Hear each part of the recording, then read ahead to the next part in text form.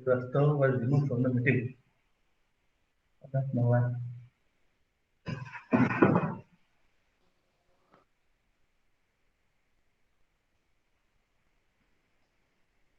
The second law of thermodynamics. अपन ने first law of thermodynamics पढ़ चुका है, और मैं मान के चल रहा हूँ फर्स्ट लॉ ऑफ थर्मोडायनेमिक्स पढ़ा है।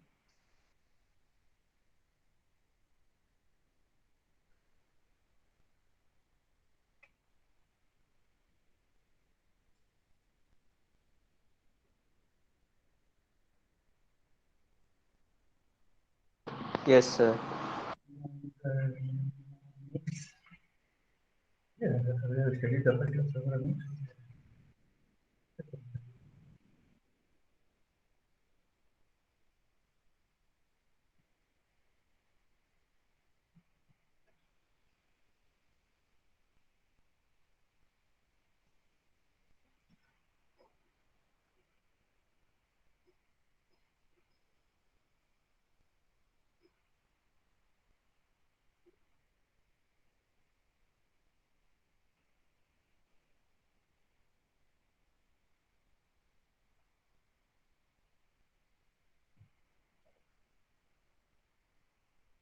लिमिटेशंस कौन बताएगा?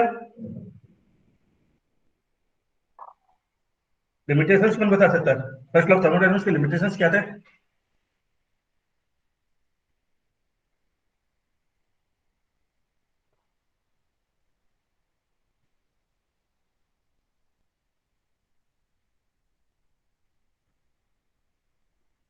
फर्स्ट लॉ ऑफ थर्मोडायनेमिक्स कहता है, according to first law of thermodynamics, heat and work are mutually convertible. Heat और work cycle in the cyclic process, heat and work are mutually convertible. कि आप जितना हीट देंगे उतना वर्क हो जाएगा, जितना वर्क देंगे उतना हीट हो जाएगा। लेकिन पाया गया कि जो वर्क है, this is the high grade energy, this is the high grade energy, and this is the low grade energy, this is the low grade energy।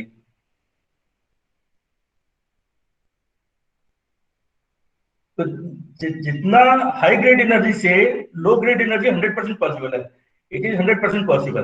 But low grade energy से high grade energy, ये यहाँ पे losses होंगे, there will be losses. ये 100% possible नहीं है, यहाँ पे ये लॉसेज होंगे, देयर विल बी लॉसेज। और ये 100% इज नॉट पॉसिबल, 100% पॉसिबल नहीं है हीट से वर्क को ट्रांसफर करना। तो फर्स्ट लॉ ऑफ थर्मोडायनेमिक्स ये बताने में समर्थ था कि वर्क से हीट कितना कन्वर्ट होगा या हीट से वर्क कितना कन्वर्ट होगा, what is the percentage of heat that can be converted to work to high grade energy. For example इसमें दिया है कि स्पॉन्टेनियस प्रोसेस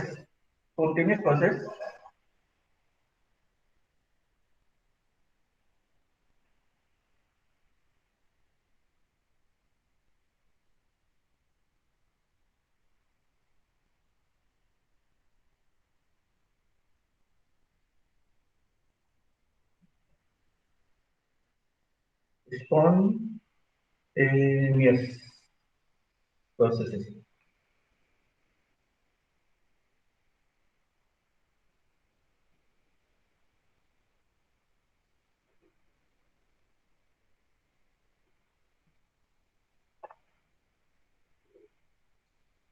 स्पॉन्टेनियस प्रोसेसेस जो होते हैं नेचर में हमेशा एक ही डायरेक्शन में अकर करता है। फॉर एग्जांपल कोई साइकिल चला रहे हैं, और ब्रेक लगाया, तो ब्रेक लगाने से अपन ने वहां पर फ्रिक्शन हुआ, फ्रिक्शन से हीट जनरेट हुआ, तो ब्रेक लगाने से फ्रिक्शन से हीट जनरेट हुआ। एक साइकिल चला रहे हैं,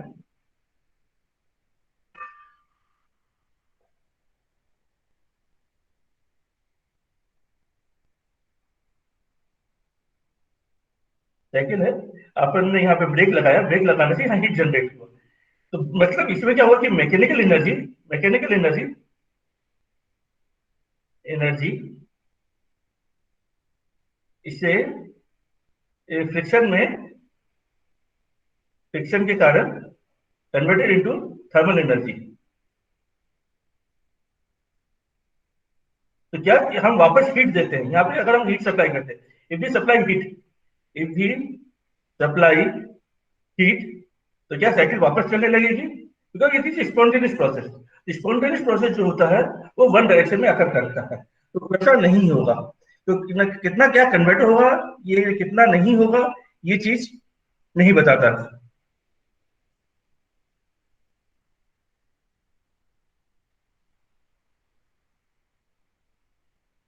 तो complete conversion of heat into work in a cycle is not possible.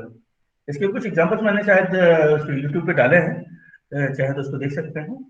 हम्म, तो complete conversion of heat into work, heat से वर्क में 100% कन्वर्जन पॉसिबल नहीं है।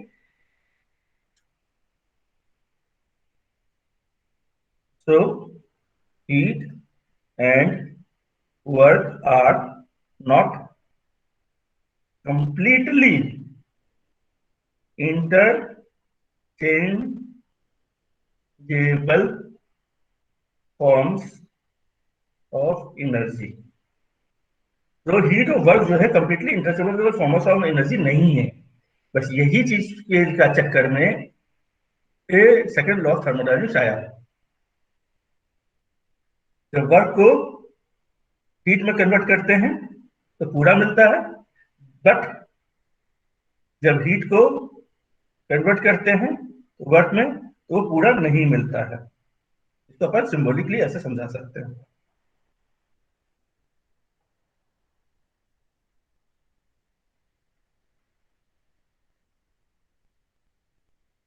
Symbolical representation.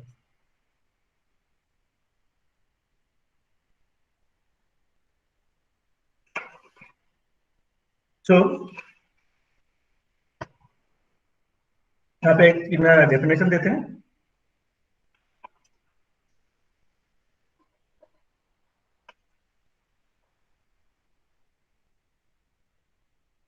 Energy reservoirs,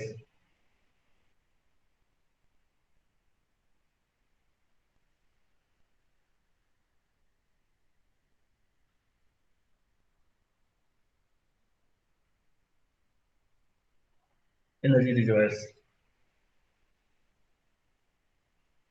What do you mean by energy reservoirs? They are thermal energy reservoir।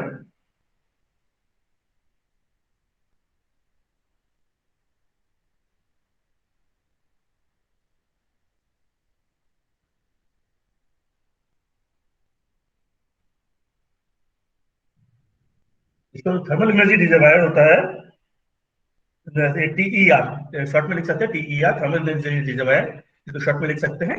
इसको अपन ऐसे बताते हैं, large body of infinite heat capacity, large body of infinite heat capacity.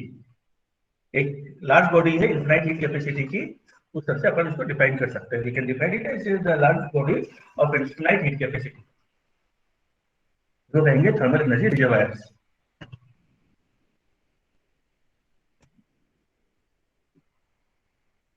Thermal energy reservoir क्या होगा कि एक large body है जिसकी थर्मल बहुत हाई हीट कैपेसिटी है, वो कितनी भी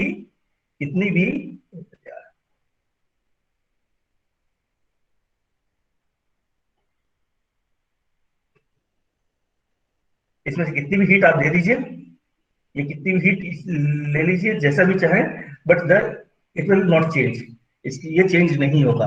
it has infinite quantity of heat, it has infinite quantity of heat, so there will be no change in thermodynamic properties।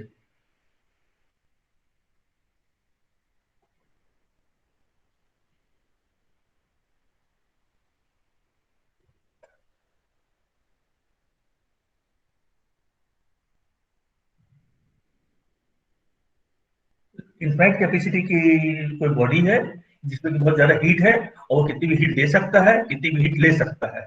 तो ऐसे ऐसे रिजर्वायर को कहेंगे थर्मल एनर्जी रिजर्वायर, शॉर्ट में TER, thermal energy reservoirs, TER thermal energy reservoirs.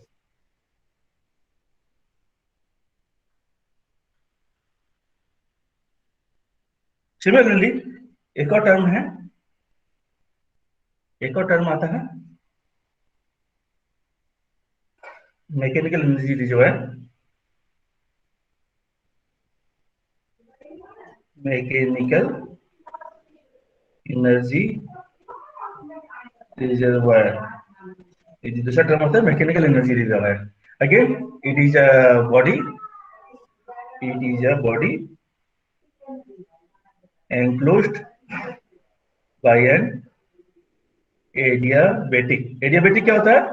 There is no heat transfer of heat, no transfer of heat। Of heat, ठीक है, जो कि बहुत सारी एनर्जी स्टोर कर सकता है। It can store the energy, it can store energy, energy store कर सकता है, ठीक है, either in terms of potential या काइनेटिक, इन पोटेंशियल टर्म में या काइनेटिक के टर्म में या किसी और फॉर्म में स्टोर कर सकता है, और कितनी भी एनर्जी दे सकता है, can give out, store.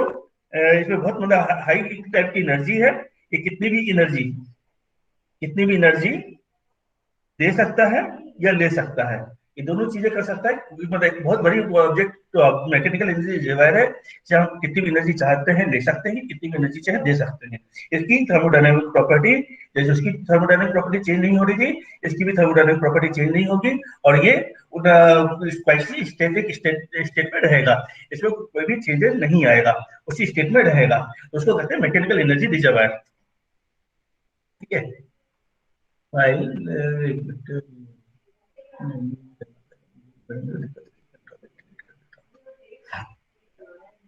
Next है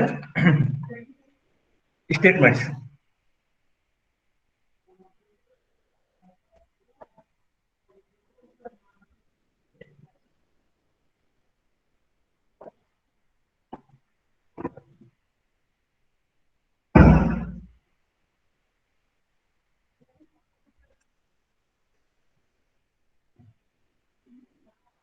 statements of second law of thermodynamics. Thermodynamics कहीं ऊपर चला गया, ज्यादा चला गया, ये देखिए statement of SECOND second law of thermodynamics. Thermodynamics के स्टेटमेंट्स जो हैं, what are the statement second of thermodynamics? दो स्टेटमेंट होते हैं, एक है केल्विन प्लैंक स्टेटमेंट और दूसरा होता है क्लोसियस स्टेटमेंट। एक चीज याद रखना, it is not Clausius theorem, it is not Clausius theorem, ये याद रखना। कई लोग क्या करते हैं, स्टूडेंट्स क्लास में पढ़ाते हैं, हम ये है क्लोसियस स्टेटमेंट पढ़ा देते हैं, और आप क्या करते हैं कि क्लोसियस थ्योरम जहां पूछते हैं, क्वेश्चन में आता है कि एक्सप्लेन द क्लोसियस थ्योरम, तो Clausius theorem is something different, Clausius theorem is something different and the Clausius statement is different. So there is a difference between the Clausius statement and the Clausius theorem. दोनों एक चीज नहीं है, ये याद रखिएगा, दोनों एक चीज नहीं होते हैं। Clausius theorem और Clausius statement दोनों अलग अलग चीजें हैं, दोनों अलग अलग चीजें हैं, दोनों एक चीज नहीं है। Clausius statement अलग चीज है, Clausius theorem अलग चीज है। सेकंड ऑफ थर्मोडायनामिक्स से जब Clausius statement पूछा जाए तो Clausius statement लिखें, Clausius theorem ना लिख के आए, ठीक है। ये आपको बता दिया, अगर क्लोसियस इसके बाद भी आप लिखते हैं तो आपके नंबर कट जाएंगे, तो याद रखिएगा।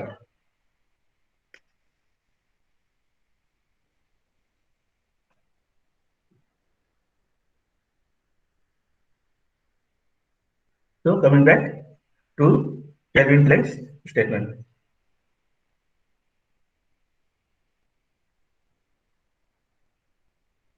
Basically, it is given for the heat engine. It is given for the heat engines. Heat engines क्या होता है? What is the heat engine? Engine जो कि एक ऐसा इंजन है जो कि हीट लेता है और वर्क करता है, that is called the heat engine. मतलब जैसे कि अपने कोई भी इंजन है, आईसी इंजन हो, स्टीम इंजन हो, ये सब क्या करते हैं, इसको हम हीट देते हैं, किसी न किसी तरह से थर्मल हीट देते हैं।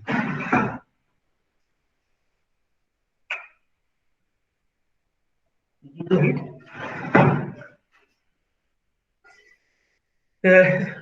इसमें या स्टीम टरबाइन हो सकता है, examples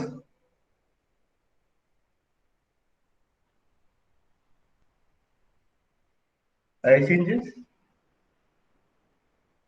steam gas turbines, steam engine, ऐसे जो भी चीजें हैं जिसमें कि अपन थर्मल एनर्जी दें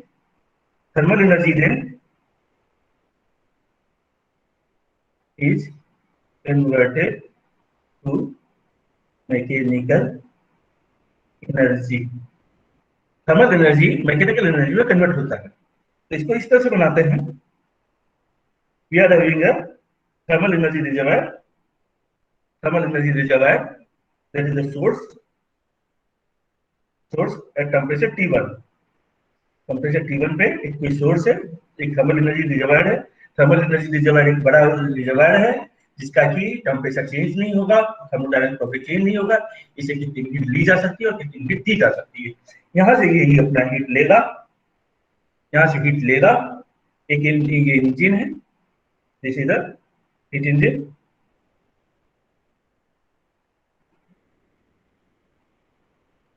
जिसके शॉर्ट में इस तरह से बनाते हैं, TER शॉर्ट में ऐसे गोल बना देते हैं, H और H में लिख देते हैं heat engine, basically the heat engine. और इसका काम क्या है? It will do the work, it will supply the work in the form of mechanical energy. Shaft rotate कर रहा है और शाफ्ट रोटेट करने के बाद अपन क्या करेंगे, उससे तो लगा करके या तो आटा चक्की चला लो या गाड़ी चला लो या कोई और चीज चलाना है, जो भी हम चाहें, या पावर जनरेट करना है, इलेक्ट्रिसिटी जनरेट इलेक्ट्रिसिटी जनरेट कर लें, जैसा चाहे हम उसको यूज कर सकते हैं इसको यहाँ पे वर्क को। तो ये हीट के फॉर्म में हीट कैसे देंगे?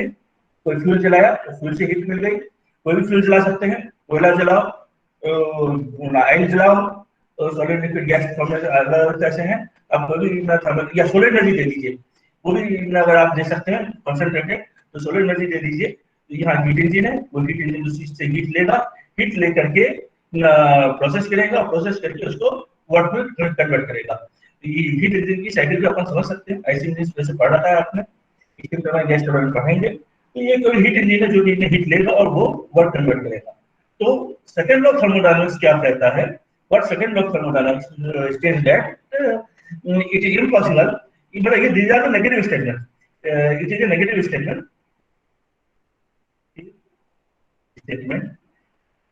नेगेटिव स्टेटमेंट मतलब नकारात्मक स्टेटमेंट टाइप से है ये, basically it is impossible, it is possible for a heat engine to produce network in a complete cycle if it exchanges heat only with bodies at a single fixed temperature। देखो कोई पानी पिला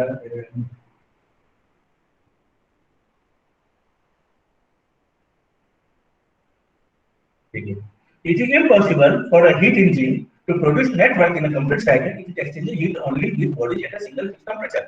ये single fix temperature पे एक body है, एक single fix temperature एक बॉडी है, यहां से हम हीट लेते हैं और एक हीट इंजन है वो वहां से हीट लेगा और उसमें वर्क कन्वर्ट करेगा, ये ऐसी कोई मशीन बनाना इम्पॉसिबल है। Such machine is impossible, such machine is impossible.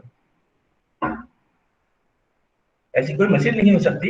एक सिंगल हीट सोर्स ले, only single thermal energy reservoir, वहां से हीट ले और वो एक सिंगल फिक्स टेम्परेचर पे, फिक्स टेम्परेचर पे है T1 पे, हीट ले और पूरे की पूरी हीट को वो वर्क में कन्वर्ट कर दे।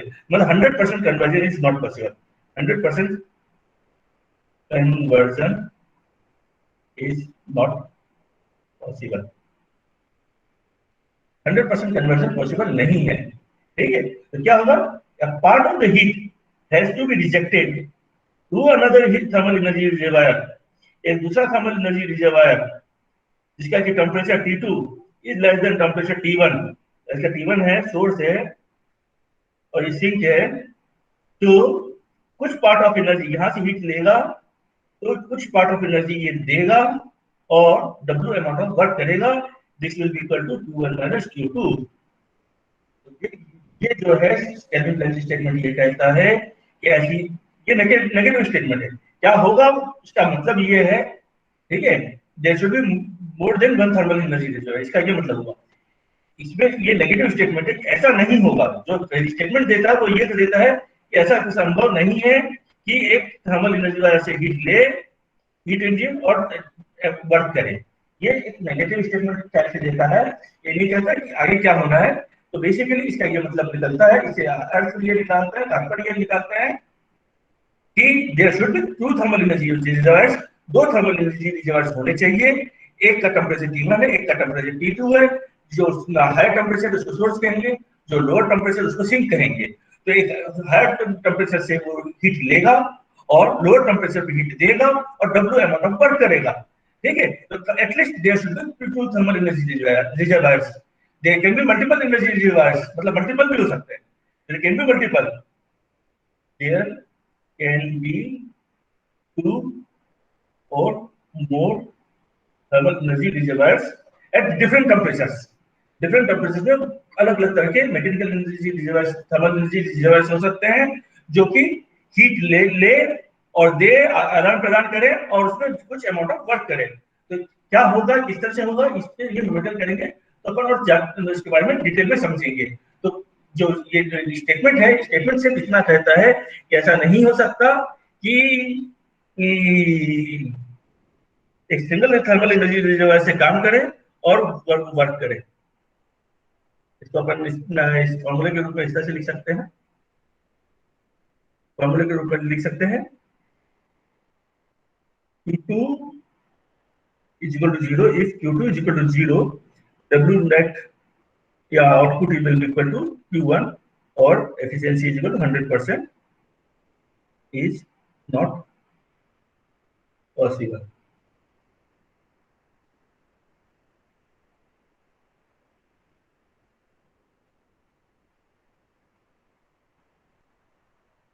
Next is the process statement।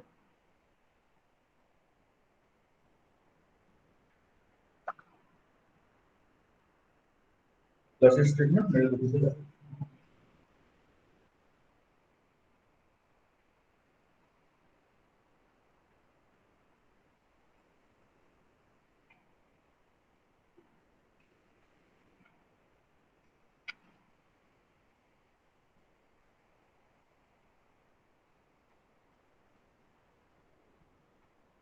process statement basically it is for the refrigerator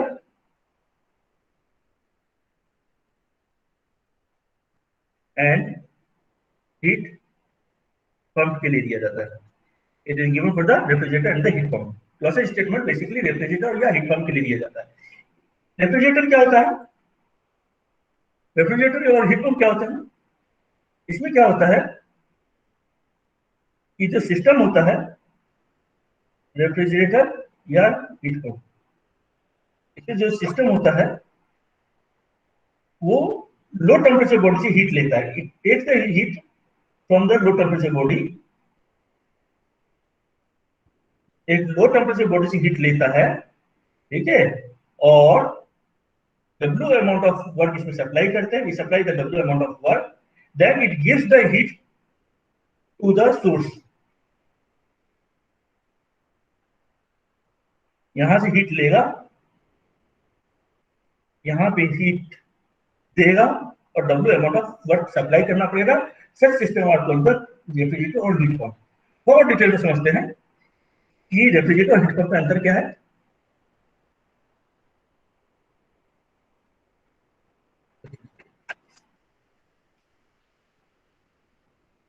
refrigerator क्या होता है? What is refrigerator? ये ठंडा करने का काम आता है. क्या करता है अपना refrigerator? What does the refrigerator do? एक रेफ्रिजरेटर है, वो क्या करेगा, इसमें हम पावर सप्लाई करते हैं, इलेक्ट्रिकल पावर सप्लाई कर रहे हैं रेफ्रिजरेटर में. एक रेफ्रिजरेटर में हम इलेक्ट्रिकल पावर सप्लाई कर रहे हैं और हम क्या करते हैं, ये रेफ्रिजरेटर में इलेक्ट्रिकल पावर सप्लाई करते हैं. ये क्या करता है कि अंदर जो सामान है, अंदर से जो सामान है, आपने रेफ्रिजरेटर में जो भी प्रोडक्ट रख दिए हैं, एक रेफ्रिजरेटर चैम्बर में जो भी प्रोडक्ट रख दिए हैं, इसके अंदर जो है आपने जो भी प्रोडक्ट रखे हैं, इसको ठंडा करता है. ठंडा करके इसकी जो हीट है उसको निकाल के एटमॉस्फेयर में भेजना है. Reject heat to atmosphere. Refrigerator भी हो सकता है और एसी भी हो सकता है. इट कैन बी एसी और एसी. एसी क्या है कि अपन ने एक एयर कंडीशनर लगा दिया, ये हमारा एनक्लोज चैम्बर है. एनक्लोज चैम्बर से वो हीट लेगा और एटमॉस्फेयर में हीट रिजेक्ट करेगा. तो refrigerator and air conditioner are in same category. तो ये क्या है, एक तो एनक्लोज चैम्बर है, वहां से हीट लेगा. ये रेफ्रिजरेटर के लिए मशीन लगी रहती है, कंप्रेसर लगा रहता है, पूरी साइकिल रहती है. वो हीट वर्क उस पर अप्लाई करते हैं. उस इलेक्ट्रिकल एनर्जी से वो क्या करता है कि इसके अंदर की जो हीट है वो हीट लेगा और एटमॉस्फेयर में रिजेक्ट करेगा. तो source is atmosphere. In case of refrigerator, source is atmosphere. हमारा जो सोर्स है,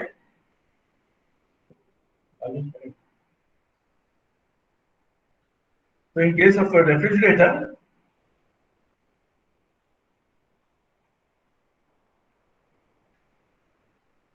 source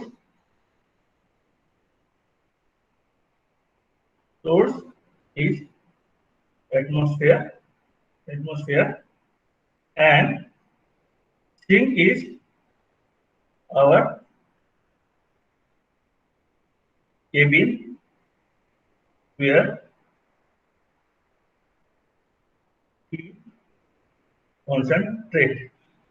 concentrate का मतलब हुआ कि हमको मतलब ये है कि कितना ठंडा हुआ. हमको ये मतलब नहीं कि बाहर कितना हीट रिजेक्ट किया. हमारा मतलब है कि ये Q2, व्हाट इज Q2, कि Q2 कितना है. जितना ज्यादा Q2 लेगा, जितना ज्यादा रिजेक्ट करेगा, उससे हमें मतलब है. सॉरी, ये Q1,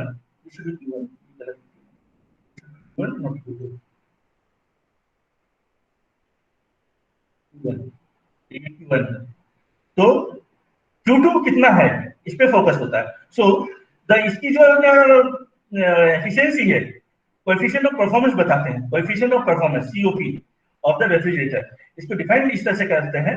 COP, coefficient of performance, coefficient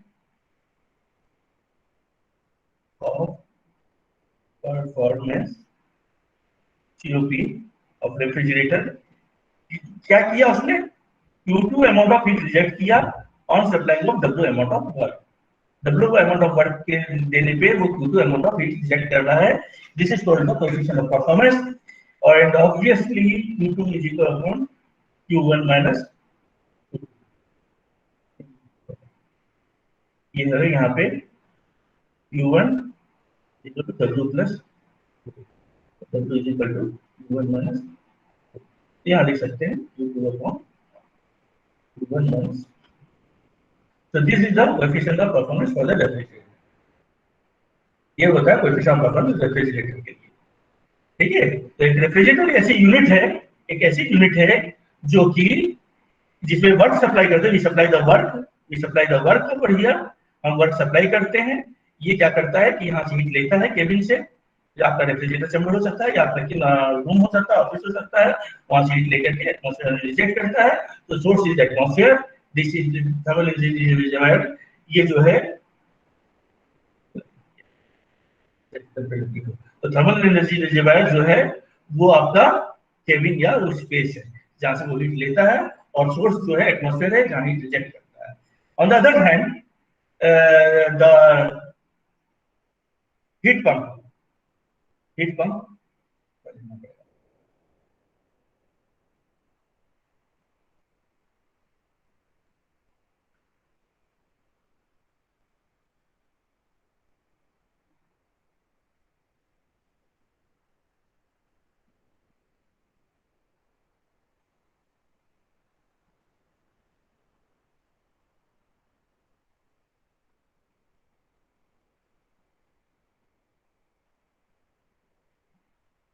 heat pump क्या होता है?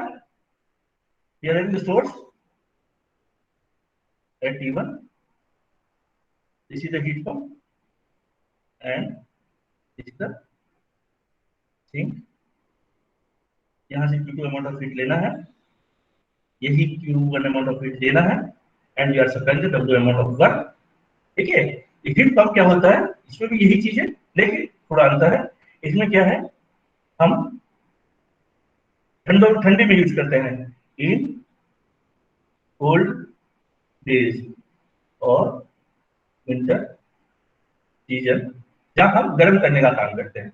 यहाँ पे हम डब्ल्यू अमाउंट ऑफ वर्क देते हैं एक हीट पंप को। तो ये क्या करेगा, स्पेस में बाहर से हीट लेगा, बाहर से हीट लेगा और इसमें ट्रांसफर करेगा। बाहर से हीट ले रहा है, Q1 amount of heat atmosphere से हीट ले रहा है और केबिन में ट्रांसफर कर रहा है।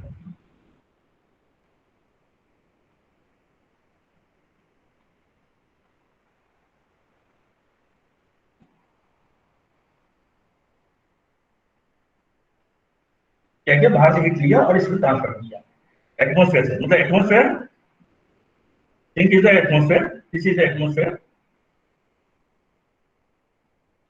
This is atmosphere. एटमॉस्फेयर से हीट लेता है और ये हमारा केबिन है, केबिन है जहां हीट ट्रांसफर करेगा। जब हम डब्ल्यू अमाउंट ऑफ वर्क करेंगे तो क्या करेगा कि यहाँ से हीट लेगा, और एक तरह से ऐसा समझ लीजिए कि अगर हम एयर कंडीशनर उल्टा लगा दें या अपन रेफ्रिजरेटर उल्टा बना रहे हैं, तो क्या होगा, बाहर आप जो गर्म नहीं देखते हैं वो हमने केबिन में लगा दिया। जो आप बाहर गर्मी देख रहे हैं, बाहर हीट निकल रही है, वो आपने केबिन में रख दिया, और जो अंदर का ठंडक वाला है वो हिस्सा बाहर कर दिया, जस्ट उसको रिवर्स कर दिया, तो दैट बिकम्स हीट पंप। तो यहाँ पे हीट पंप क्या करेगा कि जब हम W amount of work supply करेंगे तो वो Q2 अमाउंट ऑफ हीट लेगा और केबिन में Q1 amount of heat supply करेगा, केबिन में Q1 amount of heat supply करेगा। इसका क्या मतलब निकलता है, केबिन में Q1 amount of heat supply किया, जबकि हीटर क्या करता है, what does heater do, heater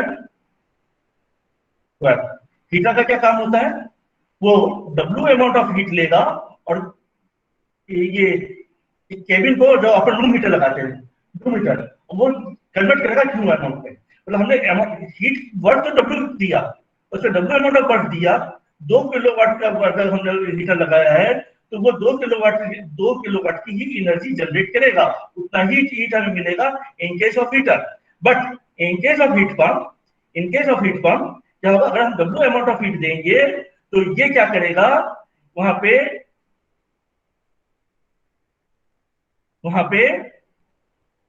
जो Q1 है, Q1 will be greater then W, Q1 will be greater then W, तो ज्यादा हीट देगा, क्योंकि ये क्या करेगा कि Q2 amount of heat plus work जो है इसको कन्वर्ट करेगा और ये अमाउंट ऑफ हीट देगा, ये अमाउंट ऑफ हीट देगा, ना कि W अमाउंट ऑफ हीट देगा। It will be equal to Q2 plus W, जबकि here it is equal to W, here it is, ये जो है ये Q1 is equal to W है। यहाँ पे हीटर में, रूम हीटर में ये W है, और यहाँ पे Q2 प्लस W है। तो यहाँ पे जो Q1 है, जो हीट सप्लाई किया हमारे केबिन में, it will be greater than the work we are supply. तो 2 किलोवाट का हीटर लगाया है, हो सकता है कि 2.5 किलोवाट में आपको यहाँ पे हीट मिले। So heat pump is more efficient, या यह कह सकते हैं हीट पंप ज्यादा एफिशिएंट है एक रूम हीटर की तुलना में। ठीक है, तो अगर कोल्ड कंट्रीज में हम जाते हैं जैसे यूरोप में, तो वो रूम हीटर नहीं यूज करते हैं, वहां पे हीट पंप यूज होता है। हीट पंप क्यों यूज होता है, और यहाँ पे हम रूम हीटर क्यों यूज करते हैं ठंड के दिन में? हम यहाँ पे रूम हीटर इसलिए यूज कर रहे हैं क्योंकि हमको ठंड के 10 दिन यूज करना है, तो हम 50,000 का इन्वेस्टमेंट नहीं करना चाहते, या 20,000 का 30,000 का इन्वेस्टमेंट नहीं करना। चलो जाने दो, हमारा जो जो इन्वेस्टमेंट है, इन्वेस्टमेंट हमारा बच जाए। हमारा पर्पस ये रहता है कि हमारा इन्वेस्टमेंट कॉस्ट बच जाए, इनिशियल कॉस्ट बच जाए, भले ही रनिंग कॉस्ट ज्यादा है। और ये सी बात है कि रनिंग कॉस्ट ज्यादा है, लेकिन हमारा इनिशियल इन्वेस्टमेंट नहीं है, हम उसको इकोनॉमिक रूप में देख लेते हैं।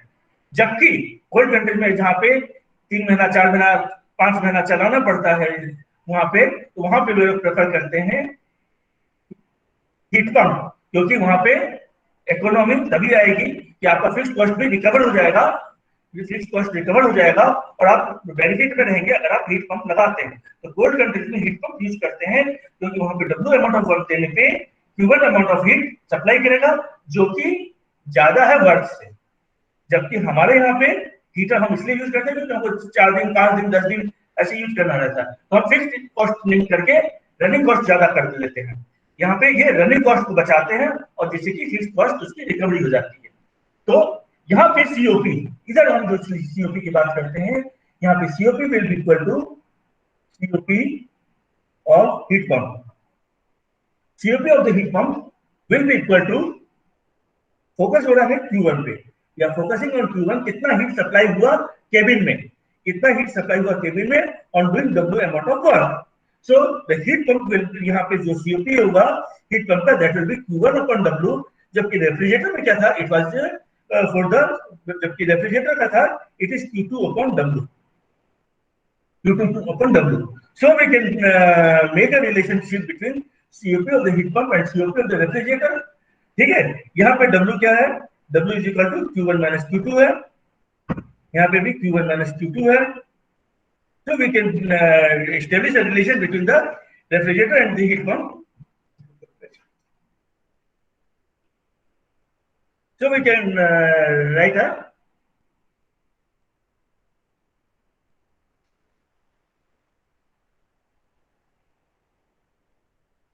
derive the relation between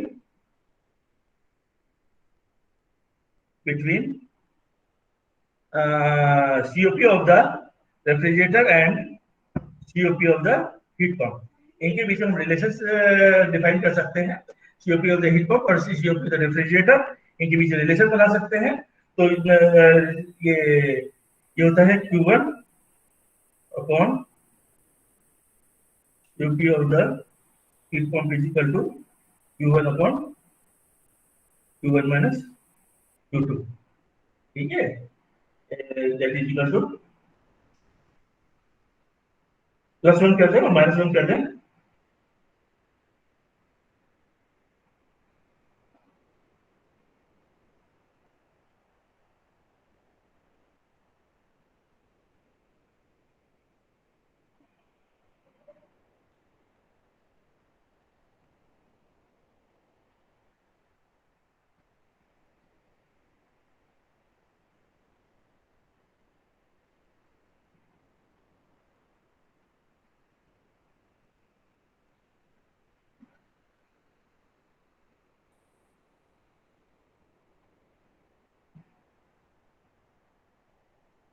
COP of the heat pump is always greater than the COP of the refrigerator by unity.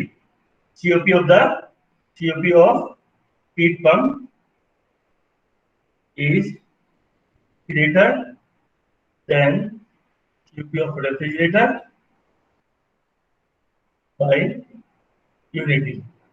COP जो है रेफ्रिजरेटर की हीट पंप से ज्यादा होगी, बाय यूनिटी जो है COP हमेशा रेफ्रिजरेटर की ज्यादा होगी।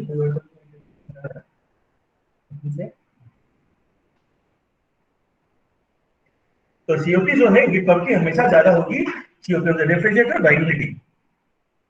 तो यहाँ पे हमने रेफ्रिजरेटर और हीट पंप को डिस्कस किया, एक चीज डिस्कशन छूट गया मेरा, वो था efficiency of the heat engine heat heat engine के बारे में पढ़ा था, इस यहाँ पे एक चीज छूट गई है हीट इंजन में, कि हीट इंजन क्या करता है, आपको बताया था, सोर्स से हीट लेता है Q1, heat engine W amount of work करता है और सिंक में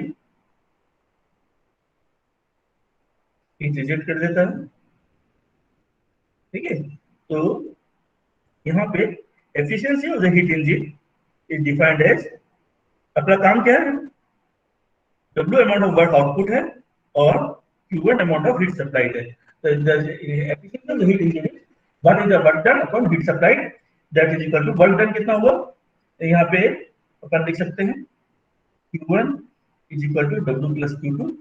So work is equal to Q1 minus Q2. So it is Q1 minus Q2 upon Q1, that is equal to 1 minus Q2 upon Q2. 1 minus Q2 upon Q1. This is the efficiency of the heat engine. This is the efficiency of the heat engine. Efficiency.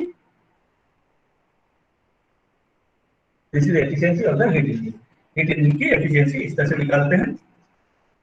तो अपन ने पढ़ लिया heat engine की efficiency, heat engine में efficiency बताएंगे क्योंकि it is always less than 100%, ठीक है, यहाँ पे 100% से कम होता है, इसलिए यहाँ पे हम एफिशिएंसी के टर्म में बात करेंगे, जबकि रेफ्रिजरेटर और हीट पंप में हम लोग कोएफिशिएंट ऑफ परफॉर्मेंस से बात करेंगे। कोएफिशिएंट ऑफ परफॉर्मेंस यूज होता है, एफिशिएंसी टर्म यूज नहीं होती। हीट पंप और रेफ्रिजरेटर में एफिशिएंसी टर्म यूज नहीं होता है, यहाँ पे जो टर्म यूज होता है that is the coefficient of performance. Coefficient of performance से हम डिफाइन करते हैं, इसमें यहाँ पे और ना कि सीओपी के ये एफिशिएंसी के टर्म में डिफाइन करते हैं। So what does second law of thermodynamics states, second law of thermodynamics क्या कहेगा, according to Clausius statement.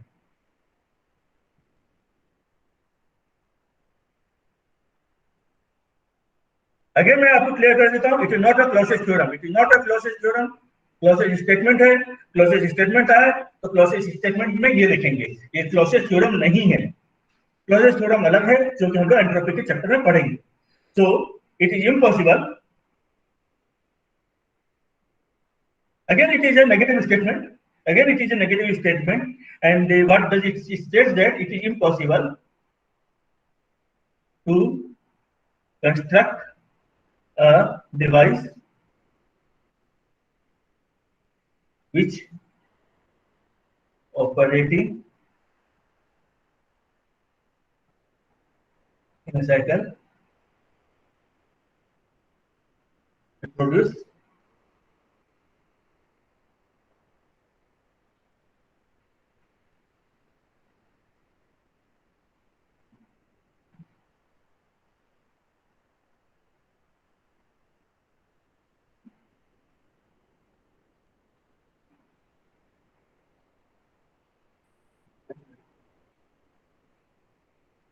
will produce no effect other than transfer of heat from cooler to a motor. It is impossible to construct a device which operating in a cycle will produce no effect other than transfer of heat from a cooler to a thermal body.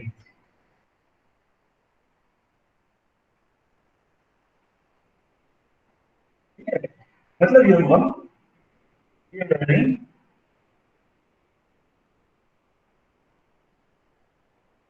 To reservoirs, thermal energy reservoir source at T1 and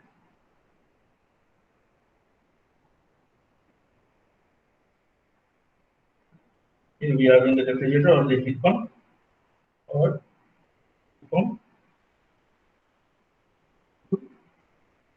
यहाँ पे sink है।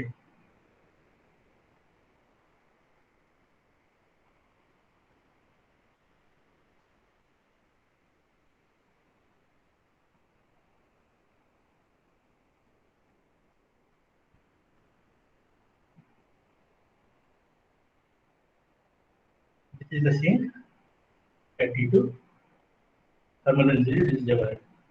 तो ऐसा नहीं हो सकता है कि ये अपना जो हीट पंप है, ये जो हीट पंप है, ये इन Q2 अमाउंट ऑफ प्रेशर में बनाता हूँ, गलत अच्छे से नहीं बना। सोर्स थर्मल एनर्जी रिजर्वायर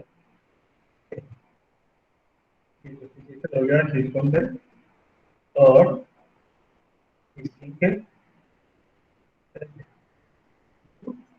यहाँ से हीट लेगा, यहाँ हीट देगा और डब्ल्यू का वर्क करना है। बिना ये वर्क के, बिना वर्क इनपुट के ऐसा नहीं हो सकता कि ऑटोमेटिकली हीट लेगा और यहाँ पे हाई टेम्परेचर में हीट देगा। इसके लिए हमको कुछ अमाउंट ऑफ वर्क हमको देना पड़ेगा। ऐसा नहीं हो सकता है कि ऑटोमेटिकली ये लो टेम्परेचर से हीट ले ले और हाई टेम्परेचर हीट ले ले। इसको करने के लिए हमको कुछ वर्क सप्लाई करना पड़ेगा, हमको इलेक्ट्रिकल एनर्जी सप्लाई करनी पड़ेगी, तभी सिस्टम लो टेम्परेचर से हीट लेकर के हाई टेम्परेचर में भेज पाएगा। अगर हमने कोई वर्क सप्लाई नहीं किया तो ऐसा नहीं हो सकता कि लो टेम्परेचर से हाई टेम्परेचर की तरफ हीट चला जाए, ऐसा नहीं हो सकता है।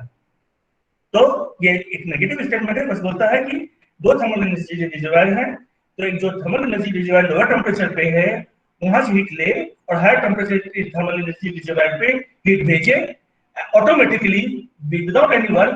Such device is impossible. We have to supply certain amount of work, तभी ये चीज पॉसिबल है। बिना वर्क के ये पॉसिबल नहीं है। तो this is the process statement कि अगर अपने को कोई बॉडी को लोअर टेम्परेचर पे ले जाना है हायर टेम्परेचर की तुलना में, तो हमको हीट रिजेक्ट करना पड़ेगा और हीट रिजेक्ट करने के लिए हमको डबल अमाउंट ऑफ वर्क करना पड़ेगा। तो this is the statement of process statement. तो this double amount of work has to be done and without work it is impossible. Without supply of work, it is without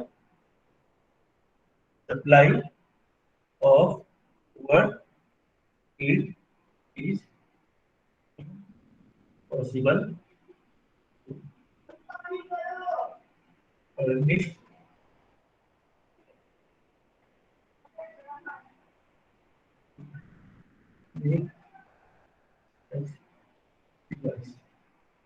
ऐसा कोई भी device नहीं बनाया जा सकता जिसमें कि अपने को वर्क ना करे। ठीक है, so we are having the two statements of second law of thermodynamics. दो स्टेटमेंट है सेकंड लॉ ऑफ थर्मोडायनामिक्स के। एक है केल्विन प्लैंक स्टेटमेंट, अपने पास दो स्टेटमेंट होंगे केल्विन प्लैंक के।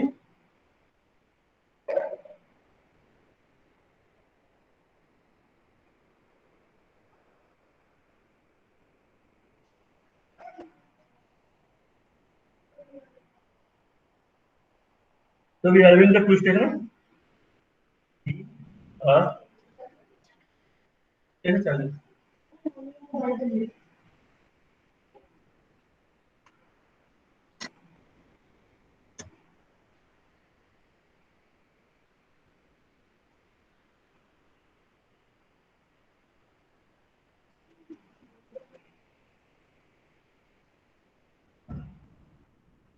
So we are having two statements। तो स्टेटमेंट हमारे पास एक है केल्विन प्लैंक स्टेटमेंट और दूसरा है प्रोसेस स्टेट। दोनों को सेकंड लॉ ऑफ थर्मोडायनामिक्स में इसलिए बताया गया है क्योंकि शायद दोनों एक ही जैसी बातें कर रहे होंगे, दोनों एक ही जैसी बातें कर रहे होंगे, इसीलिए दोनों को सेकंड लॉ ऑफ थर्मोडायनामिक्स में डाला गया। ठीक है, तो अपने को we have to establish a equivalence between them. We have to establish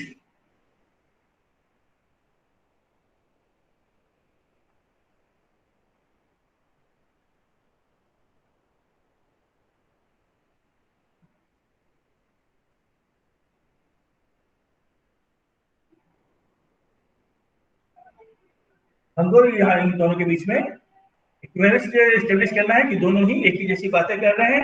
अगर प्रोसेस स्टेटमेंट अगर हुआ तो केल्विन प्लैंक स्टेटमेंट भी गलत हो जाएगा। या इस तरह से हम लोग दोनों में प्रूफ करना है कि दोनों सेम चीजें कह रहे हैं। ठीक है, तो we have to establish the equivalence between them. coming back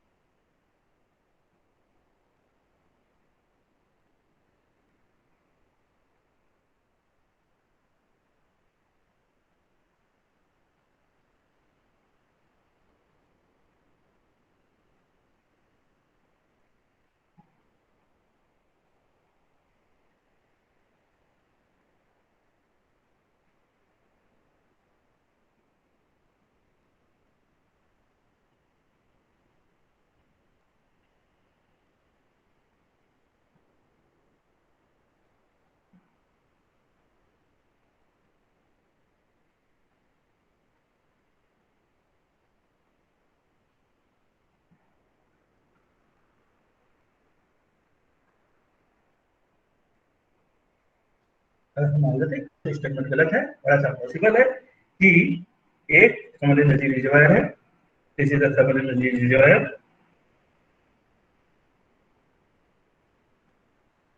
ठीक है।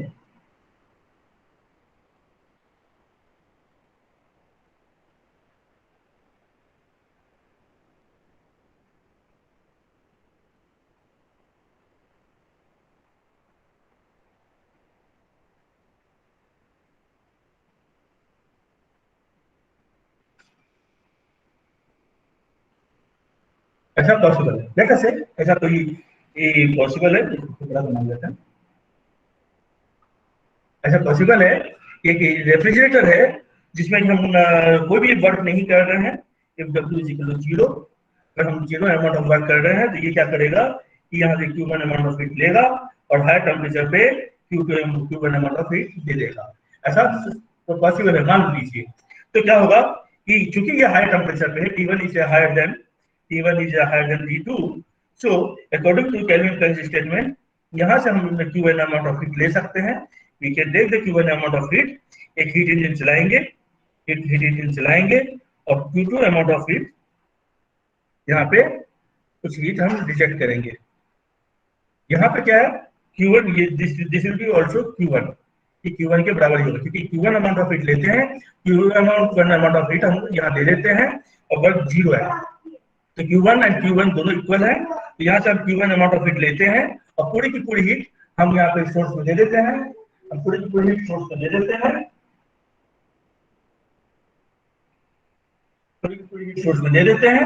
तो एक ऐसे इतना बनाया है और यहाँ से हम ये Q1 अमाउंट ऑफ हीट लेते हैं, केल्विन प्लैंक स्टेटमेंट सही है, तो यहाँ से हम Q1 अमाउंट ऑफ हीट लेते हैं, हीट इंजन लेता है और यहाँ पे ये Q2 amount of heat reject करता है और W अमाउंट ऑफ वर्क करता है। एक ऐसा ये मतलब इधर हमने माना है क्लोसेस्ट स्टेटमेंट रॉन्ग है, but Kelvin is right. Kelvin Planck statement, Kelvin Planck is right. तो क्या हुआ, ऐसे में हम इसको क्या कर सकते हैं, एक टाइम पे हम ये मान सकते हैं कि चूंकि इसको Q1 अमाउंट ऑफ हीट देना है और इसको Q1 अमाउंट ऑफ हीट लेना है, तो ऐसे में हम ये मान सकते हैं कि ये साइकिल है ही नहीं, ये है ही नहीं, और इसको हम हटा सकते हैं, ये हमने हटा दिए। तो क्या होगा कि ये यहाँ से हीट ले रहा है, नेट साइकिल क्या हुआ, what is the net cycle, ये एक थर्मल एनर्जी रिजर्वायर है सी, जहां से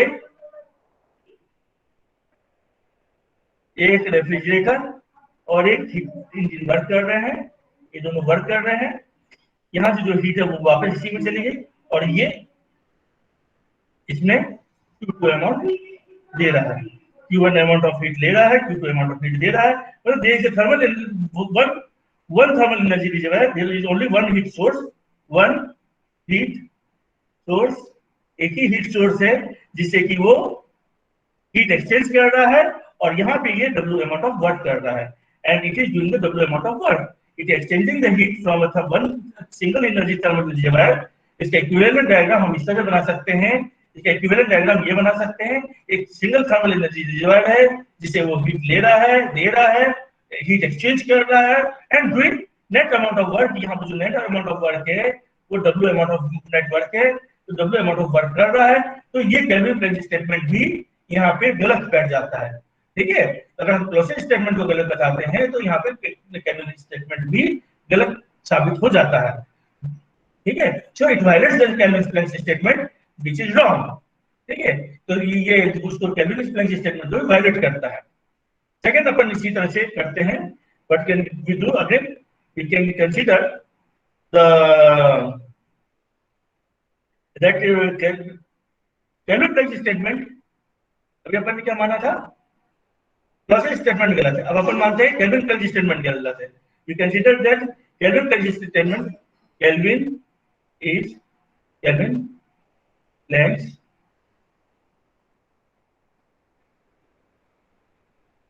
statement is wrong, but Clausius statement is right। अपन ये मान रहे हैं केल्विन प्लैंक स्टेटमेंट जो है वो गलत है और क्लॉसियस स्टेटमेंट जो है वो राइट है। यहाँ पे अपन ने क्या किया, एक थर्मल एनर्जी रिजर्वायर लिया, सोर्स T1,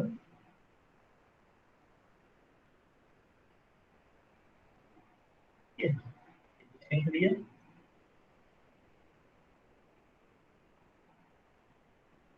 यहाँ पे सॉरी तो क्या है, यहाँ से हीट लेगा, थर्मल एनर्जी रिजर्वायर T1 से हीट लेगा, यहाँ से हीट लेगा, एक हीट इंजन है, इस जगह पे एक हीट इंजन है, एक हीट इंजन, एक हीट इंजन है, तो डब्ल्यू अमाउंट ऑफ वर्क कर रहा है, ये अमाउंट ऑफ वर्क अपन ने सप्लाई किया, this is Q1, Q1 amount of heat लिया, W amount of work supply किया, और इसने क्या किया, यहाँ पे अपन ने एक रेफ्रिजरेटर या हीट पंप लगा दिया, हीट पंप लगा दिया, वो क्या करेगा, ये W amount of work supply हो रहा है, तो वो यहाँ से हीट लेगा, यहाँ से हीट लेगा, और यहाँ पे हीट सप्लाई करेगा, heat supply that heat over here, कितना हीट सप्लाई करेगा, मान लो यहाँ से Q2 अमाउंट ऑफ हीट लिया, हीट सप्लाई Q1 प्लस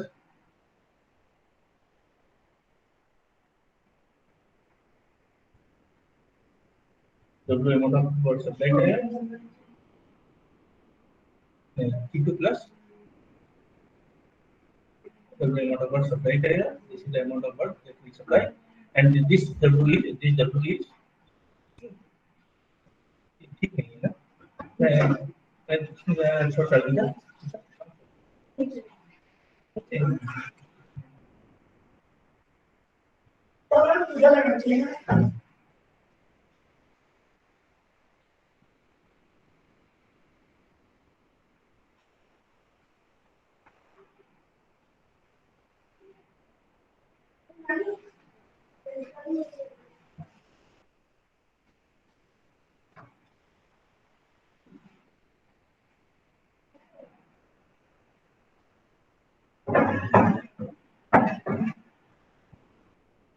तो ऐसा है कि हीट इंजन ले लिया अपन ने, एक रेफ्रिजरेटर ले लिया, या टेकिंग दिस हीट इंजन, एक हीट इंजन ले लेते हैं, एक रेफ्रिजरेटर ले लेते हैं, यहाँ से इतना Q1 अमाउंट ऑफ हीट आ रहा है, यहाँ से Q1 अमाउंट ऑफ हीट आ रहा है, ये हीट आ रहा है, और ये W अमाउंट ऑफ वर्क कर रहा है, तो this work is equal to Q1, ये वर्क जो है वो Q1 के बराबर है, ये Q1 के बराबर वर्क है, ठीक है, तो ये Q1, यहाँ पे अपन ये वर्क की जगह लिख सकते हैं Q1 अमाउंट, और Q2, यहाँ से Q2 अमाउंट ऑफ हीट ले रहा है, Q2 अमाउंट ऑफ हीट ले रहा है, और यहाँ पे सप्लाई कर रहा है Q1 plus Q2 heat supply कर रहा है, ऐसा हमने माना। सो इस साइकिल में नेट आउटपुट क्या हो गया, नेटवर्क कितना हो गया, नेटवर्क हो गया 0, इसका नेटवर्क 0 हो गया, and it is taking certain amount of heat Q1 from the thermal energy reservoir, and in दोनों को प्लस करेंगे तो ये आ जाएगा कि Q2 अमाउंट ऑफ हीट ये सप्लाई कर रहा है, it is giving the Q2 amount of heat, ये Q2 amount of heat supply कर रहा है, ऐसा मान लेंगे कि Q2 amount of heat supply कर रहा है, Q2 अमाउंट ऑफ हीट ले रहा है और Q2 amount of heat supply कर रहा है थर्मल एनर्जी रिजर्वायर में, ऐसा इम्पॉसिबल है, दिस इज इम्पॉसिबल क्योंकि इट ऑल्सो वायोलेट्स गॉसियस स्टेटमेंट, कि ऐसा नहीं हो सकता है कि एक लोअर टेम्परेचर से हीट ले और हायर टेम्परेचर को करे विदाउट एडिशन ऑफ वर्क, बिना वर्क के ऐसा डिवाइस नहीं हो सकता क्लोज स्टेटमेंट, कि ये हीट यहाँ से लेता जाए और हीट यहाँ पे सोर्स की तरफ भेजता जाए और जो अमाउंट ऑफ वर्क है वो 0 हो जाए। तो अगर ये हम मानते हैं कि केल्विन स्टेटमेंट गलत है और क्लोज स्टेटमेंट राइट है, तो हम आगे देखते हैं कि ये close statement, so both the statements are the same, therefore we can say that Kelvin plus statement and the process statement are same, and there is an equivalence between both, वो दोनों में equivalence है, both there is equivalence between both, and hence they should be kept in the same category. So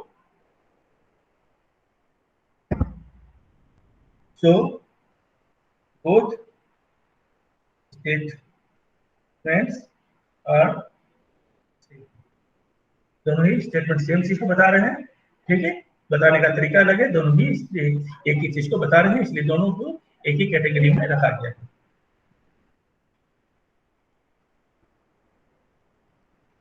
मेरे को लगता है कि मेरे को ज्यादा हो गया है। I am stopping my lecture over here and next week I will study the reversibility and irreversibility in this, ठीक है। irreversibility पढ़ेंगे, क्या होता है रिवर्सिबिलिटी, irreversibility, और इसके बाद और डिटेल अपन पढ़ेंगे, ठीक है।